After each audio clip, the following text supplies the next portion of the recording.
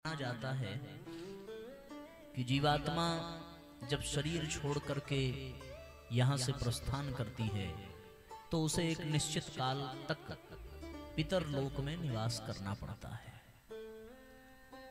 और कहीं किसी सत्संग में, किसी प्रवचन में हमने किसी संत के मुख से सुना कि जो पितृलोक है वो पितृलोक धरती से लगभग 13-14 किलोमीटर ऊपर अंतरिक्ष की ओर पितृलोक का शुभारंभ हो जाता है।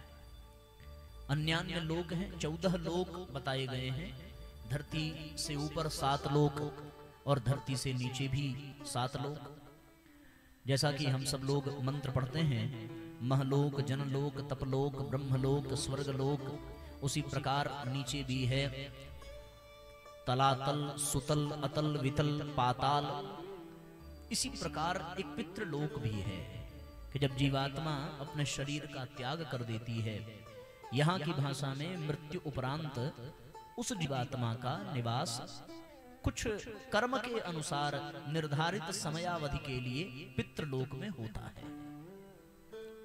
हम यहाँ से अपनी स्थूल दृष्टि के कारण पितृलोक में देख नहीं पाते, लेकिन पितृलोक में जाने के पश्चात सूक्ष्म शरीर से निवास करने पर कुछ अतीन्द्रिय क्षमताएं विकसित हो जाती हैं, तो वहां से पितृलोक से हमारे पूर्वज हमें निरंतर देखते रहते हैं, उनकी दृष्टि हम पर बनी रहती है और यथासंभव यथाशक्ति हमारे प्रति उनका सहयोग, उनका अनुदान, उनका अनुग्रह भी यहाँ के निवासियों को प्राप्त होता रहता है। शास्त्रों में और इस धरती पर भी ऐसे अनेकानेक प्रमाण देखने को मिलते हैं। लंदन की एक घटना है, एक व्यक्ति निरंतर शराब में डूबा रहता था। सो एक बार देर रात में शराब पी करके वो अपने घर की ओर लुढ़कते हुए, लड़खड़ाते हुए आ रहा था और लड़खड़ाते लड़खड़ाते वो झाड़ियों में गिरा। गिर करके फिर से संभला, फिर चलने की कोशिश करने लगा तो उसे आवाज सुनाई दी कि बेटा, इतनी दुर्दशा क्यों सहते हो, शराब छोड़ दो। अपनी भाषा में एक ऐसा स्वर सुनाई पड़ा। सो उसे ऐसा प्रतीत हुआ जैसे उसकी मां ने ये वाक्य कहे हों। और जब उसे ऐसा प्रतीत हुआ तो उसे यह भी याद आया कि उसकी मां ने तो कुछ वर्ष पहले ही शरीर छोड़ दिया है, सो वो कह कैसे सकती है। अगल बगल मुड़ करके देखा तो उसको कोई दिखाई नहीं पड़ा, पर कुछ दूर चलने पर फिर से ये आवाज सुनाई पड़ी। और जब आवाज सुनाई पड़ी तो उस व्यक्ति का नशे का प्रभाव ही मानो धीरे धीरे कम होने लगा। सो उसने कहा, आप कौन हैं? तो उधर से आवाज आई कि मैं तुम्हारी मां हूं। फिर पूछा कि यदि आप हैं तो दिखती क्यों नहीं? सो जैसे ही उसने ये इच्छा व्यक्त की, वैसे ही उसकी मां सूक्ष्म रूप में उसके सामने प्रकट हो गई और उसकी माता ने कहा कि मैं तुम्हें इस अवस्था में देख करके अत्यंत पीड़ित, अत्यंत दुखी हूं। जब तक मैं थी तब तक तुम्हें अनुशासन में रखा और मेरे चले जाने के बाद भी तुम्हारी यह स्थिति, यह दुर्गति देख करके मैं उस लोक में भी अत्यंत पीड़ा पा रही हूं। सो तुम मेरे लिए इसका त्याग कर दो और अपने परिवार का, अपने आने वाली पीढ़ी का उद्धार करो। उसकी आंखों में आंसू बहने लगे और उसने संकल्प पूर्वक उस दिन से मदिरा पान करना छोड़ देता है और एक अच्छा, एक सज्जन इंसान बन करके दिखाता है। ऐसे एक नहीं अनेकों प्रमाण हैं। जब हमारे पूर्वज हमें स्वप्न के माध्यम से कभी किसी स्थान पर कुछ ऐसा आभास हो जाए, संयोग का जब हम सामंजस्य बिठाने का प्रयत्न करते हैं तो ऐसा प्रमाण निकल करके आता है। जब हमारे पूर्वज किसी न किसी माध्यम से हमें संकेत करते हैं, हमारा सहयोग करना चाहते हैं और हमें फलता फूलता देख करके उनको भी पितृलोक में निश्चित रूप से बहुत आनंद का और बहुत गौरव का अनुभव होता है। रामचरितमानस में भगवान जब रावण का वध करते हैं तो पितृलोक से महाराज दशरथ भगवान के सामने प्रकट होकर के अन्य देवताओं के साथ अपने पुत्र राम का यशगान सुनकर, गुणगान सुनकर के अत्यंत प्रसन्न होते हैं। मानस में इसका विधिवत चित्रण किया है गोस्वामी तुलसीदास जी ने। और महाराज दशरथ ने अपने पुत्र राम से वर मांगने को कहा है कि हे पुत्र, तुम्हारे जैसा पुत्र पाकर के मैं स्वर्गलोक में भी बहुत सुखपूर्वक निवास कर रहा हूँ, मुझे बहुत आनंद है, मैं तुम्हें वर देना चाहता हूँ। और जब भगवान से वर मांगने को कहा महाराज दशरथ ने, वो ये भी कहते हैं, मैं जानता हूँ आप साक्षात विष्णु के अवतार हैं, पर इस जन्म में मेरे पुत्र के रूप में आकर के आपने मुझे जो गौरव प्रदान किया है, मैं उसके लिए जन्म जन्मांतर आपका ऋणी रहूंगा। फिर भी मैं आपको पुत्र रूप में ही देखना चाहता हूं और मेरा वही भाव आपके प्रति सदा सदा के लिए रहे, ऐसी मेरी प्रार्थना है। और उसके पश्चात फिर एक पिता होने के नाते रावण पर विजय प्राप्त करने के पश्चात भगवान राम को वरदान मांगने के लिए कहा। सो भगवान राम ने अपने पिता से वरदान मांगा है। और कौन सा वरदान मांगा कि पिताश्री, मुझे कोई वरदान नहीं चाहिए, आपने शरीर छोड़ने से पहले जो माता कैकेयी से अपने संबंध का त्याग कर दिया था और आप उनसे रुष्ट हो गए थे, आप मुझे वरदान के रूप में मेरी माता कैकेयी को क्षमा कर दीजिए। मैं आपसे यही प्रार्थना करता हूँ, आपका उनमें वैसा ही स्नेह, वैसा ही प्रेम हो जैसा माता कौशल्या के प्रति है। यह भाव भगवान राम ने व्यक्त किया। सो महाराज दशरथ कहते हैं कि मेरे जैसा पिता किसी को मिले या न मिले, पर राम, मैं परमात्मा से यही प्रार्थना करता हूँ कि तुम्हारे जैसा पुत्र हर माता पिता को मिले, क्योंकि तुम जैसा पुत्र प्रत्येक माता पिता को कृतार्थ कर देता है, धन्य कर देता है।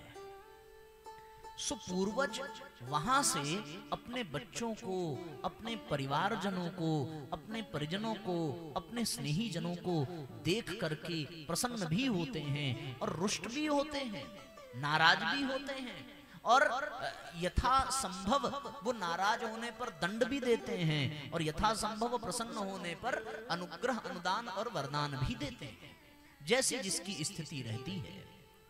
इसीलिए साथियों, आप कर्मकांड आदि क्षेत्रों में देखें तो पितृदोष का एक वर्णन मिलता है, पितृदोष के शमन करने की उसकी एक विधि बनाई गई है, एक विधान बनाया गया है। सो कोई भी पूर्वज हो, कोई भी पितर हो, वो उनकी प्रसन्नता है किसमें? उनकी प्रसन्नता है कि उनकी जो पीढ़ियां हैं, उनके जो वंशज हैं, वो धर्म के मार्ग पर चलें, वो समाज के हित में काम करें, वो अपने परिवार को सुखपूर्वक एक आदर्श परिवार बनावें, वो अपने व्यक्तित्व को मनोमालिन्य से ऊपर उठाकर दोष दुर्गुण कसाय कलमशों से मुक्त होकर के श्रेष्ठ व्यक्तित्व वाले बने।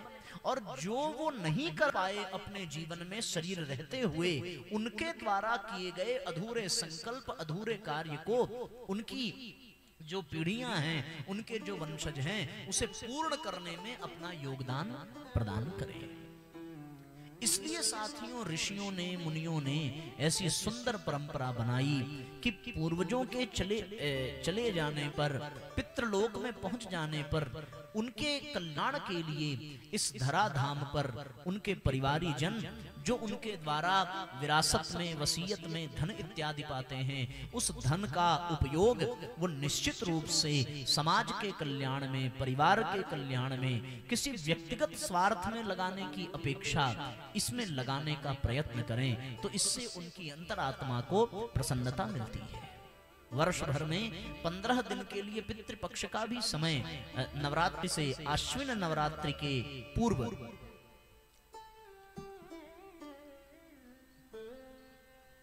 उसका एक समय आता है।